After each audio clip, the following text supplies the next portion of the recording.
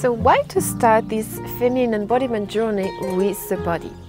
So you remember on the first video when I said that embodiment means to inhabit the body or to be fully alive by being present in the body, or to incorporate, to incarnate, to integrate in the body.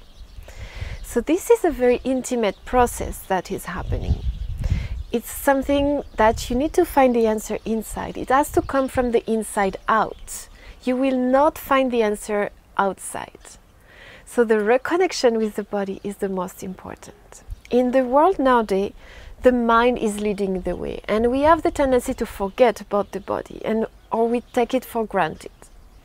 And in Tantra, we say that the body is our temple.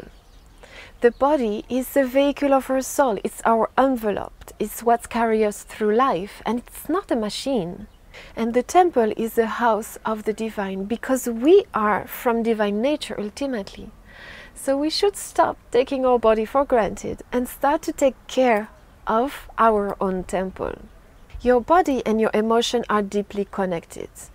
The posture, the body position that you have may reflect on certain emotion and how you feel.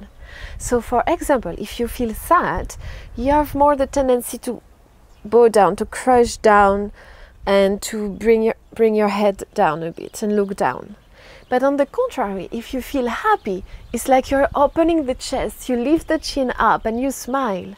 So your body and emotion are deeply connected with each other's. If you allow yourself to feel and to go back in the body, you will allow yourself to connect with your emotion. And emotions are great. There is no such a thing as bad or good emotion. All of them are welcome and all of them are amazing. They are all here in order to deliver us a message. So for example, if we take the example of anger. Anger is probably here to tell you that one of your boundaries may have been crossed and you don't feel respected. So it's very, very important to listen to all those emotions and all those feelings that are happening inside of us. So I like a bit to compare the body as a sponge. It's like everything gets stuck in. It's like all the emotions are going in the body, and we have the tendency to forget to release all of those emotions. And what is happening with time is that we identify ourselves with our emotion, with our sensation. But emotions are not who we truly are. They are just passing and going, but that's not our true nature. So one very important thing with feminine embodiment work is, yes, for sure, first to be able to feel those emotions, to accept them inside of ourselves, to make peace with those supposed good or bad emotions, to learn what we have to learn from it, so to listen to the message that they have to give us, but also with time to let them go and let them flow, because that's not who we are. Now I would like to mention embodiment in the context of art and dance more specifically. So by the dance, that's personally how I realized how blocked I was, how limited I was. I love dancing, I love moving, and I was able to feel inside of me so much power, so much creativity, so much strength, but what was coming out of me, it felt like maybe it was just 20% of what was really inside of me. And I felt so frustrated because of that. So I decided to work on that. So I went to India and I decided to study one of those 8 classical Indian dance, Odissi. And I really want to mention that to you because these practices has really helped me to understand and to experience embodiment way deeply. You probably have been to see a dance performance, so go to the theaters or listen live music, and you may have had a very different experience depending of the performance. You may have seen some actors or some dancers that move you so deeply because they are fully embodied in what they are, in their personage, for example. And maybe some people are, for example, amazing, they have amazing technical skills, but they are not able to move you as deeply as those other people that are fully embodying their personage, that they are fully in the body. In Indian art, when the dancer or the actor is able to connect with this inner feeling, that's what we call the bhav. So the bhav, it's a state of mind or mood which is coming before thought are entering in the mind.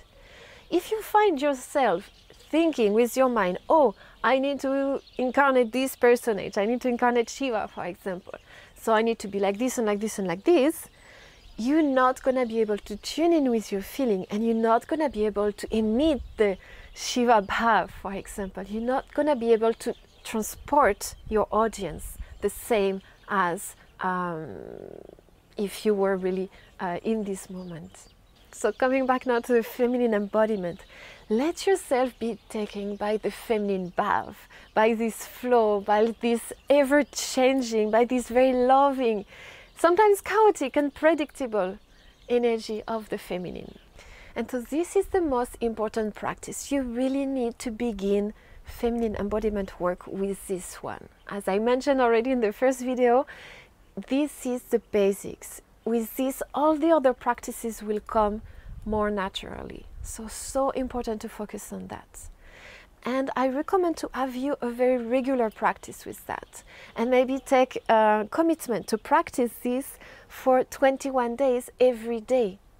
To have a regular practice, because every day we are facing new challenge, new situation, new emotion.